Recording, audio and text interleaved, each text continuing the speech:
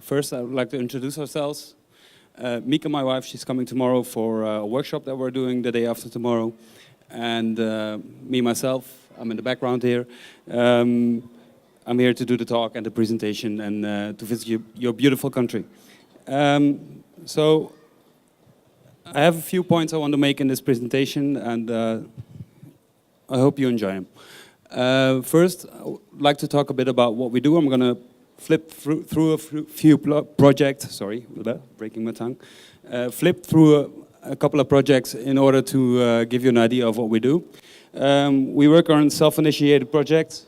We work on furniture and lighting projects as a product designer.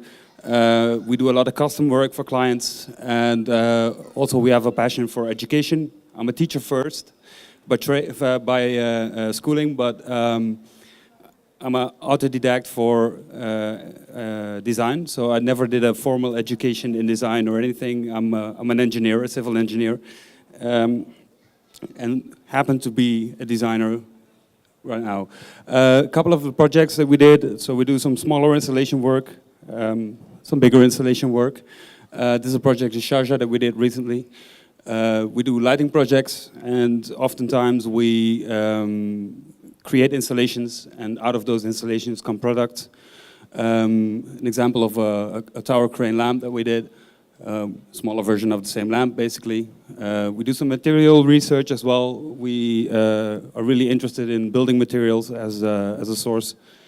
Lighting installations, cabinet work, crazy staircases, and yeah. The universities that we teach at are the Design Academy in Eindhoven. That's Mieke's job for 1 day a week. And myself, I teach at a master's in Utrecht, Master of Interior Design. Some things going wrong. Can I start over? So what I would like to talk to you about is basically what inspires us. A little bit, just to give you a little bit of context of what brings on the projects that we do and what brings on the style that we have. What inspires us most is the industrial complex, construction, architecture in general. Not your typical inspiration sources. If you're looking for something beautiful or you're looking for something that's inspiring, then most of the time you look at crafts or beautiful little things or techniques, and we look at ugly things because we think there's beauty in a lot of those things that we normally find ugly. And if I look at Amman here and I look at the buildings in the hills, and then it inspires me immensely, and I want to make projects with it. Super cool. We look at photography. Edward Burtynsky in particular is one of my heroes. Buckminster Fuller, of course. When you look at constructions, the way he works with structure and with tension and compression. Also, we love architecture a lot. We visit a lot of projects. One of my heroes, Bernard Khoury, is a Lebanese architect. Philippe Dujardin, also a guy that takes a run at architecture in its traditional form, and he makes photoshopped buildings. Someone I can really draw a lot of inspiration from. So I wanted to go and talk to you about what heritage is. And of course, if you're a layman like me and you've never been to Jordan, and you go to Jordan, then you go onto the internet and you go and look, okay, what is cool to see in Jordan? What is heritage? What is important to the people there? And then you get all the stereotypes. Of course, it's absolutely amazing. I want to visit, but it's these types of sites, they are considered heritage by each and every one of us, me included. And the things that you can look at as heritage, it's not just buildings, it's customs as well, it's clothing, it's dress, it's a lot of different topics. Nature, of course. So what we want to do is, when we look at heritage, we want to not only look at the things that everyone considers heritage, but we also want to look at the things that not everyone finds beautiful or interesting. So what we want to do is we want to ask a big question, and the basic question is, how did we get here? Economically, culturally, socially, what brought us to this current state here, the way we are right now? And if we go and research that, then we can research a lot of topics, the land, the people, the history, religion, etc. It's a whole list.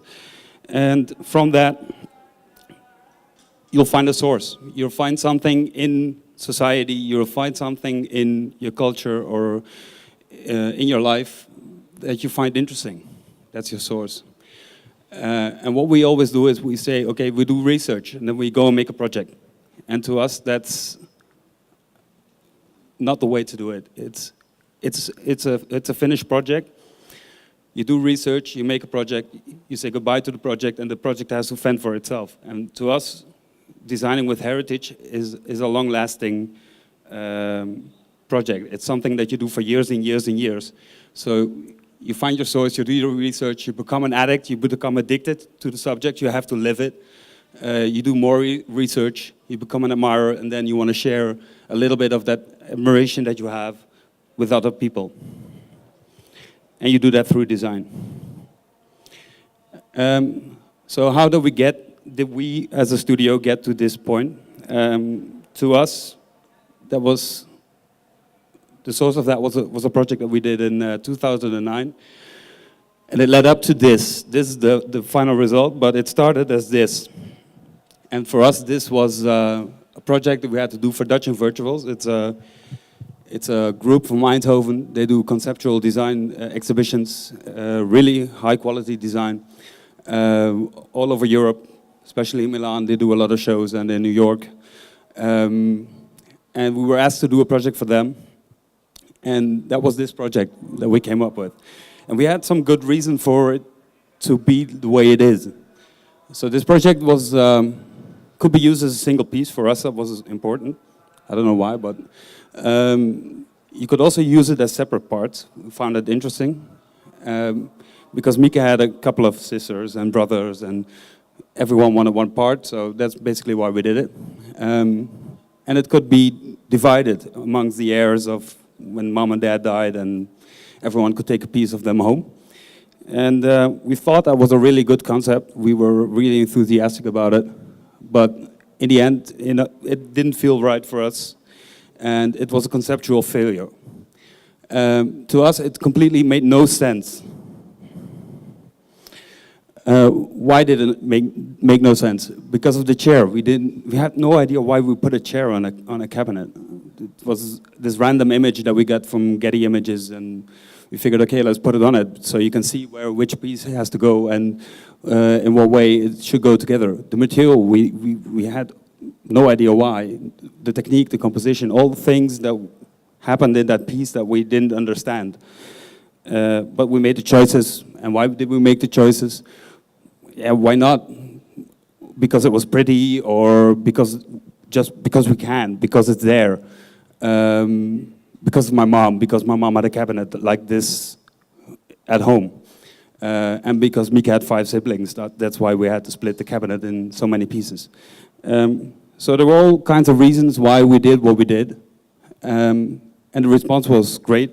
It was published all over the US and in the UK, but we couldn't manage to get that project going after the moment it was created. We couldn't pitch it anymore. We couldn't talk about it to people because to us personally, intrinsically, it made no sense. So what we then did is we went on a lot of excursions. We looked around. We analyzed the world around us, and we figured, okay, what should we go and do as a design studio? And that brought us to a place called Zollverein. It's a big industrial complex in Germany, just over the border from where we live. And we were fascinated. It hit us. The scale of these objects was immense. It was so big. The shape and the form, it was so logical. There was a reason for every part in that big machine to be there at that point in time and in that structure. So for us, that meant that we didn't have to think about the aesthetics anymore. The aesthetics was there. It was a big industrial complex that we could use, that we could admire, that we could explore. And one of the reasons, this is for example an example of a photographer that analyzed a lot of these industrial complexes in the 1960s and 1970s from Bernd and Hila Becher. And what they did is they made archetypes of all kinds of buildings, and they sorted them, documented them just before they were torn down.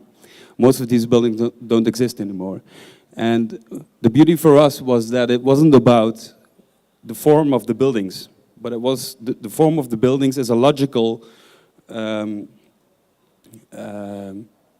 conclusion when you look at the machine that's inside. So the machine basically that's inside of these buildings is something like this.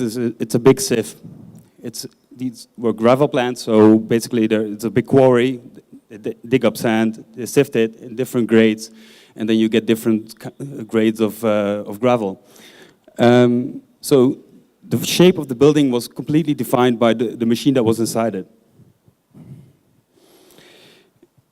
Second reason for us to do this project and to keep doing it for the last 10 years is because it's personal. I come from a little town there down in the south of the Netherlands, and that used to be a very important region in the 1950s, 1960s. There was a big mining industry there, and after the war, it didn't go too great with Europe. It didn't go too great with the Netherlands. And basically what the people in the south of the Netherlands did is they worked their asses off in the mines in order to keep the houses warm. Power came from coal, gas came from coal. Everything that drove the economy in those years came from coal. And the people there were really proud people because they did hard labor. This is my grandfather. He's working in an underground mine. He did that for 20 years and then he died underground somewhere. So to me, that was a thing that made it intensely personal. This is a view from a hilltop. You see in the background, you see two of the hills. That's the stones that come up with the coal, and then they discard the stones because they have no value. And this is the hilltop next to my parents' house and my brother's house. So this is where they basically live. Our roots are still there. So I have a deep connection to the industry and to the imagery that is connected to that industry as well. Unfortunately, that industry died because it wasn't economically anymore to dig up coal. And as I said, I had to go to Germany across the border in order to find these industrial complexes. Because in the Netherlands, we had a really different way of looking at that industry and that heritage, that past. Because we found it was dirty and it was coarse and it was something that we basically weren't proud of at the time. So when the coal mines closed, they basically, in 2 years' time, they tore down all the industrial complexes. Everything was gone within 2 years.